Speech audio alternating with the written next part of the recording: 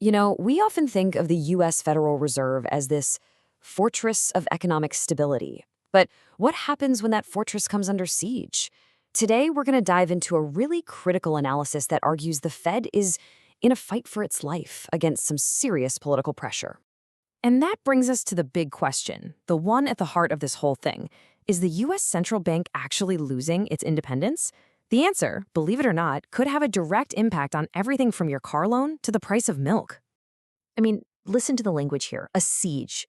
That's a powerful word, right? You don't just throw that around in economics. It immediately tells you that this isn't just some routine policy disagreement. This is being framed as a fundamental threat to the entire institution.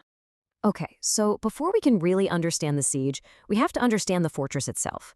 What in the world is Fed independence, and why does everybody say it's so important to begin with?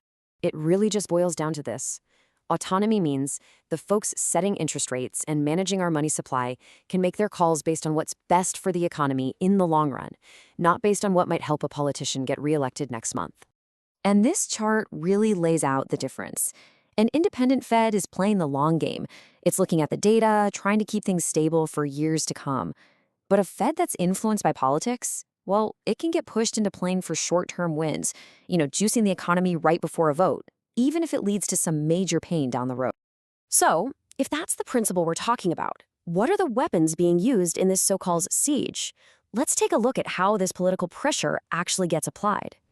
And here's the thing, the pressure isn't always some dramatic, in-your-face demand. It's hardly ever a direct order. It's usually a much more subtle, and sometimes not so subtle, escalation of influence. And there's a pretty clear playbook for how this works. It usually kicks off with public criticism, right? Trying to get people to lose faith in the Fed. From there, it can ramp up to actual legislative threats. Politicians proposing new laws to take away some of the Fed's power. And the final step? Using the power of appointments to try and stack the Fed's board with people who are politically loyal. So we've seen the principle, we've seen the pressure points, but now we get to the really crucial part. So what? Why does this analysis use such, frankly, scary language? The source material really doesn't pull any punches here. It warns of a potential global disaster.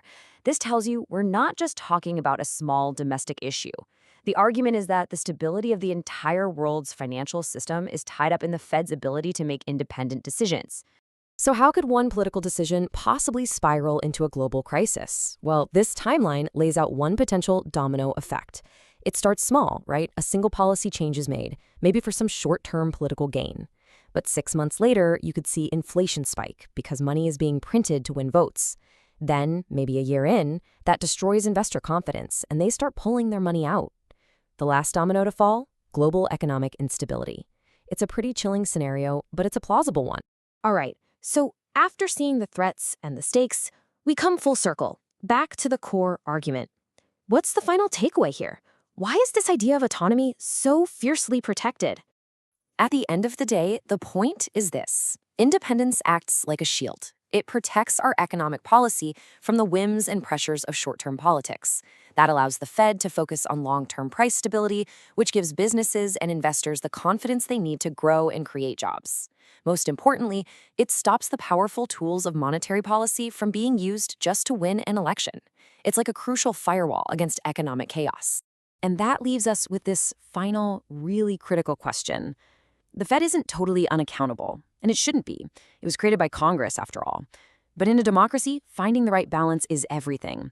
So where do we draw that line between necessary, healthy oversight and the kind of dangerous political pressure that could set off that disaster scenario we just walked through?